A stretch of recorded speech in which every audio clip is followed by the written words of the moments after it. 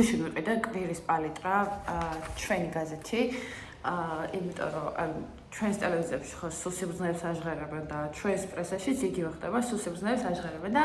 ამიტომ გადავწყვიტე რომ ამიღო ერთი გაზეთი ბოლო კვირის დღეს არის 6 ივლისი 2025 წლის ხო და რაღაცებს გადავხედე უკვე და მინდა რომ რაღაცა ჩემი აზრით გამოვხატა და არც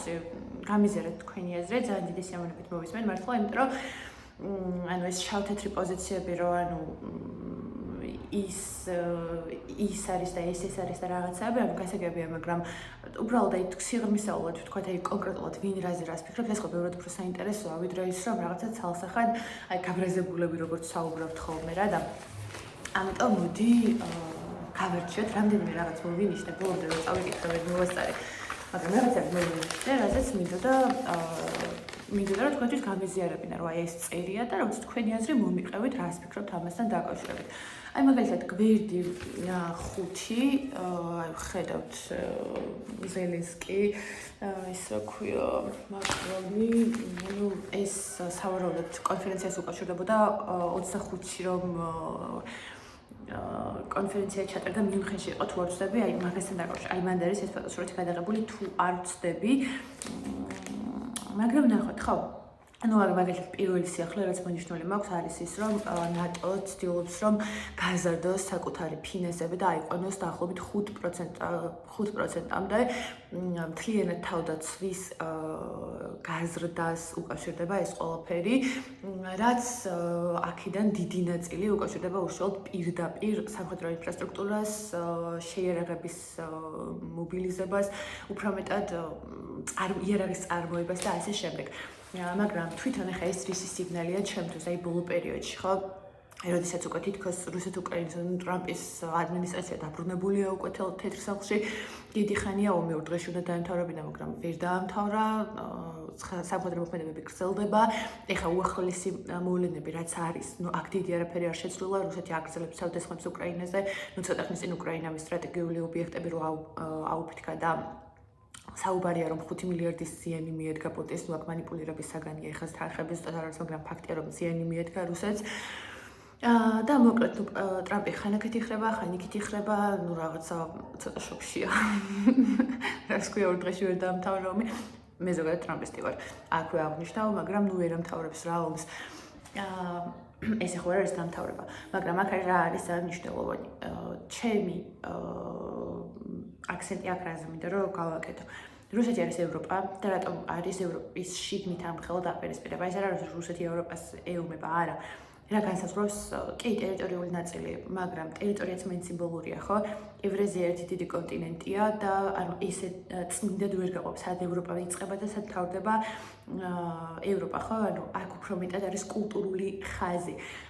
აღმოსავლეთი სამყარო და დასავლეთი სამყარო ახლა ეგრე ამერიკა არ არის ევროპა ხო მაგრამ აი დასავლეთია შესაბამისად რუსეთი არის დასავლეთი რუსეთი არის ევროპა და აქ გვაქვს შიდა დაპირისპირებასთან საქმე მაშინ როდესაც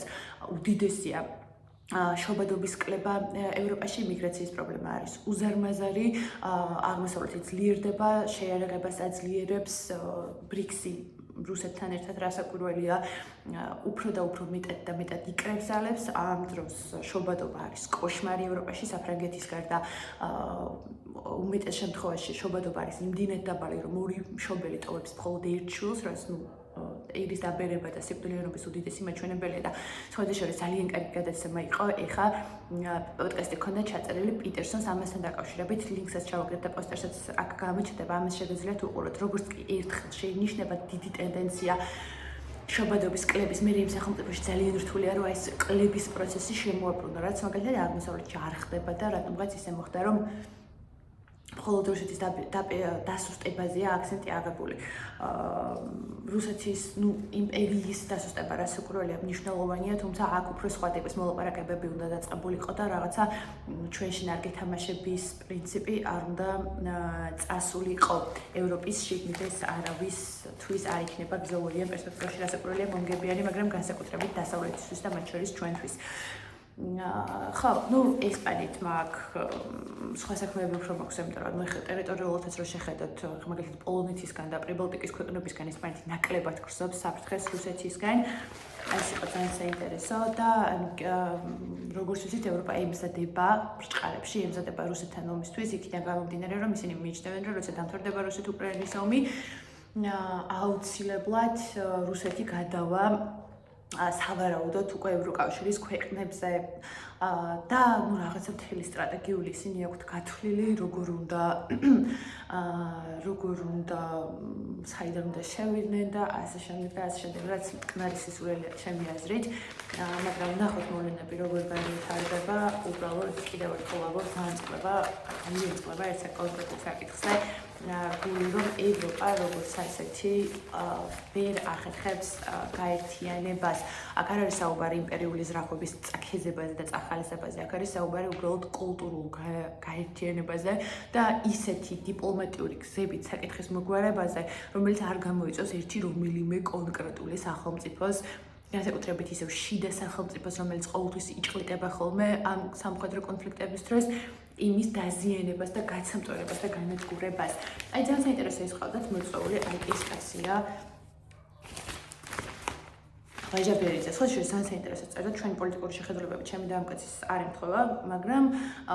ფაქტია საკმაოდ კარგად მსჯელობს რაღაცებზე, ყოველ შემთხვევაში ამ ინტერვიუში თორე ზოგადად ხა ამ კაცის პოლიტოლოგიური მსჯელობები არ მაქვს მოსმენილი. ხო, ბოლო პერიოდში მას შემდეგ, რაც ეს გაზეთი გამოვიდა, ოცნებაში გამოვიდა, თუ არ ვცდები, ეს ბოლო დღეებში შეიცვალა ის, რომ აზერბაიჯანში თურქეთის გავლით აპირებენ ნატოს ბაზების გათავსებას, რაზეც ვიცით, რომ რუსეთი არასდროს არ დათანხმდება, უბრალოდ ორი ფრონტის საკითხი რამდენად ამ მომენტში მზად არის რუსეთი არ ვიცით, იმიტომ რომ აზერბაიჯანისთვის დარტყმა გარკვეულწილად თურქეთთან გამოიწვევს მყისიერ დაძაბულობას, რაც ამ შემთხვევაში არ ვიცით. რუსეთი არის თუ არა ამისთვის მზად, მაგრამ ისიც სამსახაა, რომ ასე მარტივად არ შეეგუება. აი რა უნდა პროსტა რუსეთს ჩვენგან, აი მართლა ვერ ხვდები რა. ანუ ომიც კი არ დავუწყეთ ამ ბოლო დროს და აი აფხაზეთზე კიდე გვაწვალებს და ძმებს შუად გება რა. ხო, რა იყო აქ საინტერესო? აი მაგალითად პირდაპირ წერს ფაშანიანს თურქეთთან ურთიერთობის გაუმჯობესება სურს დასავლეთთან ინტეგრაციის მომხრეა. ბუნებრივია, ის არ აწყობს რუსეთს, ამიტომ ის დასაჯეს წაართვეს ყარაბაღი და გადასცეს აზერბაიჯანს. ამ ეტაპზე საქმე უკვე ხელისუფლების შესვლისამდე მივიდა და იმედება კითხვა, საიდან მოდის ეს ზეწოლა. ხო, ანუ ეს ყარაბაღის კონფლიქტი ხო ახალია, ხო გადასცეს აზერბაიჯანს. მაგრამ აი აქ არ დამთავრდა როგორც ჩანს საკითხი, იმიტომ რომ ხა ესე აიღო და გადასცა, ესე ხო არ ხდება რა. უბრალოდ საინტერესოა ამ შემთხვევაში სომხეთის ორივე მმართველობის საინტერესოა რა. გენოციდი გვახსოვს, არც ისე დიდი ხნის წინ რამდენად მოახერხებს სომხეთი თურქეთთან ინტეგრაციას. მაგრამ ამ შემთხვევაში ჩვენთვის კიდევ უფრო საინტერესო არის ერთი კონკრეტული საკითხი. არ უნდა მოხდეს შუადერეფნის გადატანა საქართველოს ფარგლებს გარეთ, იმიტომ რომ ეს არ მხოლოდ ეკონომიკურად დაგვაზიანებს, არამედ ზოგადად გეოპოლიტიკურ მნიშვნელობაზე მთელი ამ პერიოდის განმავლობაში, სანამ საქართველო ამოვარდნილი იქნება ამ გზიდან და იმედია ის რამე არ მოხდება, რაც ლაპარაკობთ. გეოპოლიტიკური თვალსაზრისით მნიშვნელოვნად იმ პერიოდში შეამცირებს ჩვენს მნიშვნელობას, იმიტომ რომ ჩვენი მთავარი მნიშვნელობა სწორედ ქედის აბრეშუმის გზაზე. ნამდვილად ბედის გიხდით, ეხლა უნდა გავიქცე. შეიძლება თქვენი აზრები დამიტოვოთ და კიდე არის რაღაც საინტერესო რაღაცები მეორე ნაწილსაც აუცილებლად ავტვირთავ. მომავალ შეხვედრამდე